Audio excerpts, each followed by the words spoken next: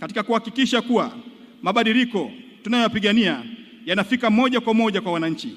Kama alivyowahi kusema Nelson Mandela, aliwahi kusema kwamba hakuna maendeleo ya kweli bila ushirikishwaji wa jamii. ALAT imeendelea kuwa sauti ya wananchi kuhakikisha kuwa changamoto zinatatuliwa kwa haraka na kwa ufanisi.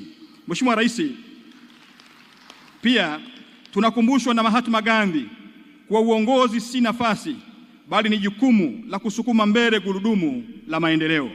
ALAT imekuwa nguzo muhimu katika kutengeneza mazingira ya utawala bora, usimamizi wa rasilimali na utekelezaji wa sera zinazogusa maisha ya wananchi na mwananchi mmoja mmoja.